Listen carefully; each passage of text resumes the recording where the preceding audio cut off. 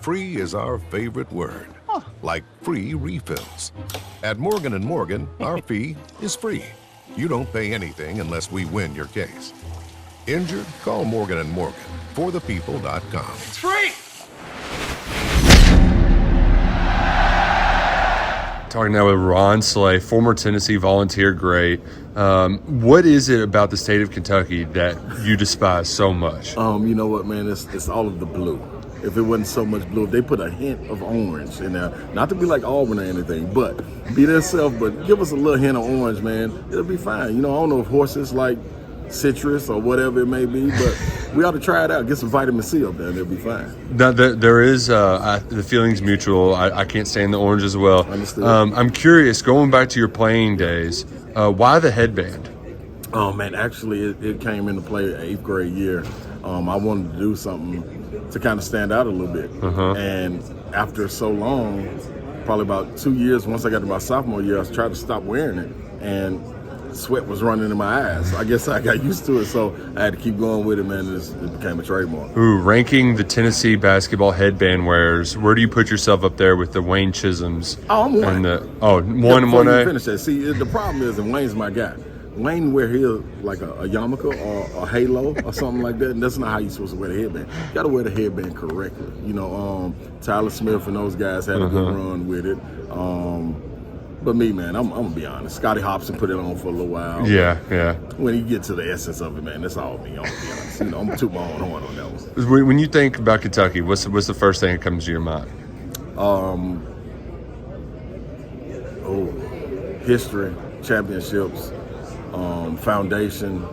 Is there family. a game that comes in Oh, you against talking them? about that? Yeah. We lost this game, but my senior year, going up there playing against Kentucky, I remember I had a pretty good game, and they would double team me, sometimes triple team me. I remember I shot a shot from about the K, and Chuck Hayes was guarding me, and while the ball was in the air, I was backing up, telling him this is bottoms. Coach Smith from Tubby at the time looked at Chuck like, "Come on, you got to do something." And Chuck looked at Coach Smith like, "He shot from the K. What you want me to do?" So, you know what I mean? That was some good moments, man. Yeah. Good moments. And then also in that game, that was the first time when we walked off the court after doing the interview, they gave me a standing ovation. You know what I mean? Everybody that was remained in there. So the love was there, man. You know, and that's a respect factor. Yeah, like real recognized real. Right, without for question. sure. Yep. What is it about Rick Barnes right now that like it seemed that game he's got something on Cal. I don't know what it is, but for a while Kentucky's biggest rivalry was kind of in Florida in basketball, and now it's right back to Kentucky Tennessee again. Well, I think he understands the essence of the rivalry, you know, and for it to be a rivalry, you got to win, regardless of what you have going on. If you're a good team that year, it has to be competitive. You know, you got to kind of take all the strategy out of the game and kind of muck it up and make it an ugly game, and that's what rivalries are. You know, you can get in there and they feel like a dog fight, you got something. If you go into it and you like, okay, we got to stop this guy, or we got to stop this guy, that's not a rivalry. A rivalry is you got the number one player, we got the number one player, that don't even matter. You just go in there and fight.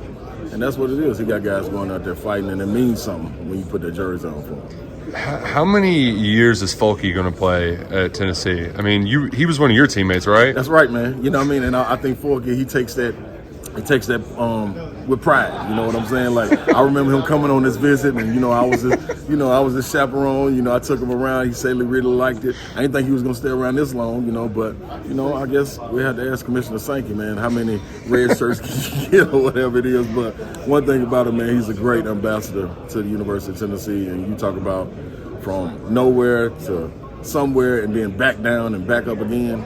That's the story you want. Did Grant Williams learn how to flop from you, or was that somebody else? Well, I'll tell you what he did learn. He learned how to be SEC Player of the Year, but he did it back to back. So, I mean, that's our guy, Grant, baby.